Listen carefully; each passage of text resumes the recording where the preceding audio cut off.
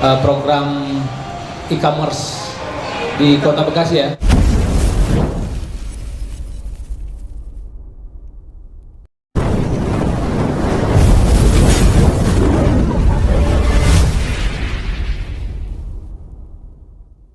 Nah, Pak Sofyan, berkaitan dengan tema kita ini kan revolusi industri 4.0, program e-commerce di Kota Bekasi ya. Apa Pak Kumis ya? Mungkin bisa disampaikan lebih lanjut, Pak. Baik. Jadi salah satu upaya pemerintah, bagaimana caranya supaya pemerintah Kota Bekasi itu punya yang namanya pasar tersendiri, yang kita sebut dengan pasar digital, tetapi untuk kota kita sendiri. Nah, namanya adalah Pak Kumis. Bagaimana, sudah berjalan ya, atau bagaimana, Pak? Sebentar loh. Yang disebut dengan Pak Kumis ini adalah lapak UMKM terintegrasi, ya. Nah, di sini adalah hampir sama dengan platform yang lain, ya. Tapi kalau kita kan khusus Kota Bekasi.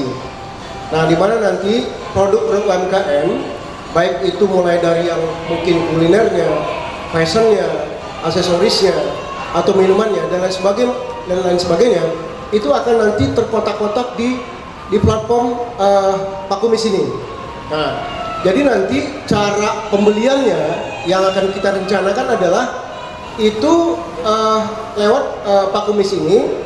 Ketika kita nanti sudah mem-follow up kegiatan ini semaksimal mungkin, kemudian kemarin kita sudah sosialisasi ya kepada teman-teman kita yang hadir kemarin itu hampir 220 UMKM, dan antusiasnya sangat luar biasa karena mereka ingin produk mereka nanti akan dijual itu lewat platform ini.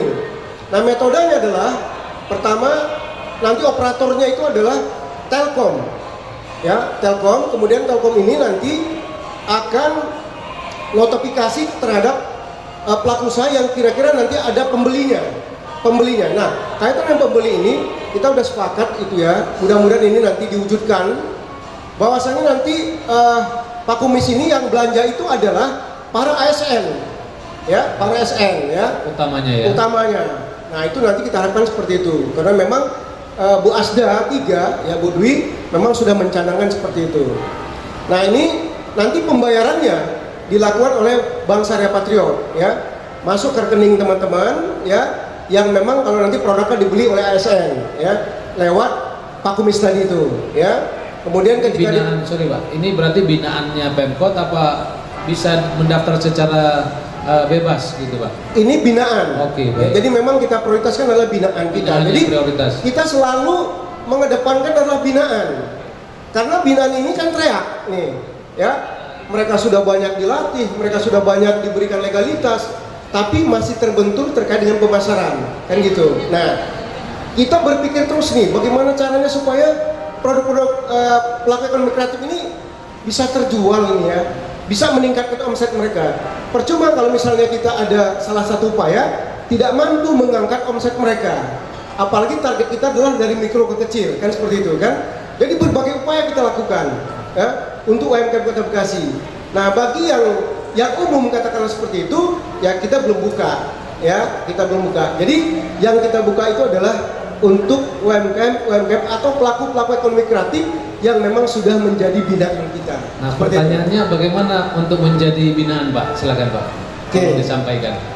Baik, teman-teman sekalian, para pelaku usaha baik yang sudah berjalan maupun yang akan berjalan, kalau memang ya Bapak Ibu sekalian sebagai pelaku usaha ingin menjadi binaan pada Dinas Koperasi dan Kota Bekasi, syaratnya yang pertama adalah KTP Kota Bekasi, yang kedua surat keterangan usaha dari kelurahan, yang ketiga adalah NIB, nomor induk berusaha, yang keempat adalah contoh produk. Anda bisa lewat nanti online pendaftarannya atau offline langsung pada Dinas Koperasi dan Kota Bekasi yang berada di Komplek Pemda Kota Bekasi di lantai 9. Baik, terima kasih. Jadi sahabat jaringan telusur, itu ya sudah sangat jelas disampaikan oleh Pak Sofyan. Nah, kita ingin bergeser ke Pak Budi. Pak Budi, kalau kita dengar tadi kan berarti sudah ada ya banyak yang pelaku usaha ekraf ya. Nah, ada nggak upaya juga untuk menggali hal-hal yang baru untuk mendorong yang tadinya tidak ada usaha, akhirnya menjadi ada usaha, atau yang masih sekolah, ya kan, bekerja sama mungkin dengan universitas atau bahkan SMA, SMK. Jadi mereka bisa buka usaha sendiri. Jadi bukan lulus untuk bekerja di kantoran kan begitu. Itu ada upaya-upaya nggak seperti itu, selain? Iya, baik, baik Bang. Sebenarnya kita juga polanya sama Pak. Jadi tahun 2023 kemarin di bulan Mei kita juga sudah mengadakan BIMTEK Pak, buat pelaku ekraf tingkat dasar Pak. Itu ada dari pelajar Pak, pelajar dan mahasiswa. Oh, jadi langsung ini ya, karena memang ke pelajar. Ya, jadi pelajar dan mahasiswa. Termasuk juga ibu-ibu yang memang ingin berkreasi, monggo silakan. Karena kita tadi Bang Sofyan dari UMKM, prinsipnya kita sudah ada kerjasama dengan beberapa universitas Pak. Salah satunya dari Unisma, mungkin Universitas Bayangkara, BINUS, juga Setiami. Nah, mahasiswa-mahasiswa yang ingin mempelajari sesuatu, apakah itu produk dari 17 subsektor ekonomi kreatif, kami silahkan, kami bina. Tugas kami memberikan fasilitas kepada mereka, termasuk juga tadi yang HKI juga kita bantu. Jadi jangan sampai nanti produk-produk yang dihasilkan oleh mereka, baik yang baru mau berdagang maupun sedang berlangsung berdagang, kita bina Pak. Tugas kami membina, membantu juga untuk memasarkan produk-produk mereka, termasuk memberikan legalitas formalnya. Jangan sampai timbul sengketa atau klaim-klaim dari pelaku-pelaku yang memang sudah ada Pak. Jadi tugas kami membina, memberikan bimbingan teknis kepada pelajar, mahasiswa, ibu-ibu rumah tangga, bapak-bapak juga, termasuk yang memang sudah berproduk gitu. Jadi setiap event tidak hanya di Kota Bekasi, di luar area Kota Bekasi juga mereka dapat undangan. Seperti produk kita sebut saja, mungkin boleh ya Pak ya. Silakan. Itu kita punya produk pelaku ekraf kita, ada namanya Coffee Norco. Itu bagus Pak. Dan itu di DKI kemarin juga diundang juga untuk mereka eksibisi, termasuk juga fashion, kemudian kriya, film, kemudian juga percetakan juga. Mereka juga ternyata memang kan pelaku-pelaku yang memang butuh suatu perlindungan, suatu ekspresi mereka untuk meningkatkan ekonomi mereka, nilaikan saldo mereka, menambah saldo mereka, menambah kreativitas juga untuk dapat meningkatkan ekonomi mereka juga Pak, seperti itu. Ya, baik Pak Budi. Terima kasih Pak. Nah, Pak Tomo, pemirsa sahabat jaringan telusur, saya yakin mereka ingin tahu Pak. Kan setelah mereka berinisiatif jadi pelaku usaha, entah UMKM atau kreatif, mereka kan berharap juga untuk bisa go publik gitu, atau go internasional, atau ekspor gitu. Nah, waktu itu juga Pak Mawi sempat menanyakan gimana sih caranya gitu kan. Nah, silakan Pak untuk disampaikan supaya pelaku-pelaku usaha bisa mengetahui cara atau tahapan-tahapan gitu. Baik, bagi para teman-teman pelaku usaha IKM khususnya di industri kecil menengah ya Pak, khususnya saya bicara IKM.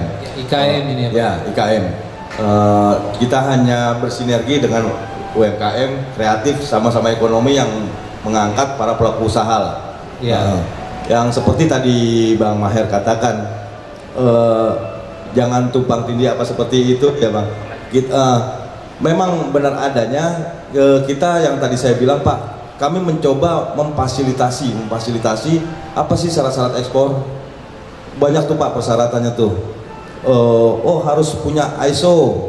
Terus kalau Bang Maher sendiri harus ada HACCP. HACCP itu apa sih? Sertifikat pangan. Bagi yang pangan ya Pak ya? Ya, sertifikat pangan yang memang yang sudah dilisensikan Pak, kan gitu. Terus apalagi kita fasilitasi lagi SNI yang sekarang lagi marak-maraknya TKDN ya Pak. ya, TKDN. Nah itulah yang di bidang industri kami lakukan Pak, memfasilitasi yang menyesuaikan juga memang anggaran APBD yang ada, seperti itu Pak. Tetap yang kalau berjalan memang kalau cerita haki itu prosesnya lama Pak, karena kan pusat internasional itu jaringannya juga setahun setengah. Kami mengadakan 2018 atau 19 kalau nggak salah itu Pak Maher. Iya banyak. Jadi kalau masyarakat juga yang belum tahu, nah haki sendiri Pak tidak tergantung juga itu bisa UMKM masuk, IKM masuk, gitu. Jadi tidak terbatasi kalau haki itu, kalau merek Pak. UMKM untuk pembinaannya Pak Sofyan ngurus haki masuk Pak, silakan. Tidak ada kategori oh harus IKM dulu naik kelas, tidak. Karena bicara merek dan gitu, merek yang dipatenkan dan gitu. Ya. Artinya untuk informasi lebih lanjut bisa hubungi ke dinas. Ya, Pak, silakan di dinas, informasi apapun kita selalu informasi ke bagian humas Pak.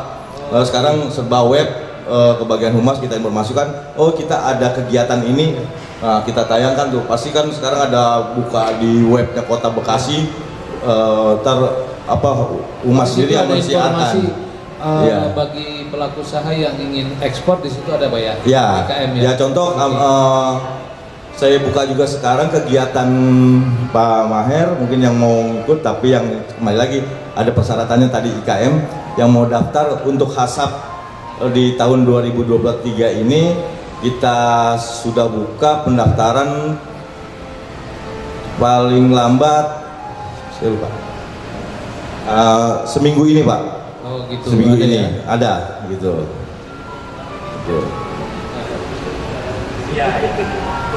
Oke. Ya itu yang terdekat Pak yang kita ini kan. Baik. Terima kasih Pak Tomo, dan sangat menarik. Tadi sudah diungkap ya, banyak hal rupanya.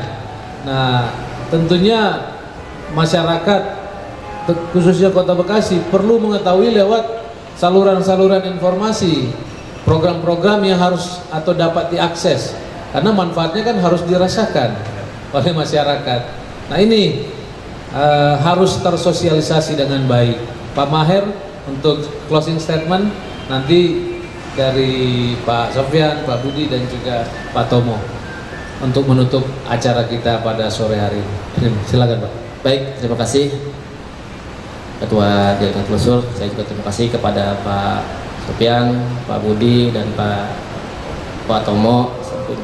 Di harapan saya sebagai pelaku UMKM ya, tadi memang salah satunya yang pertama mungkin setiap dinas punya program ya Pak ya, gitu, setiap program ya, tapi kalau memang tadi bilang bisa terintegrasi masing-masing program, apalagi saya katakan tadi kita sudah ada paguyuban UMKM Kota Bekasi.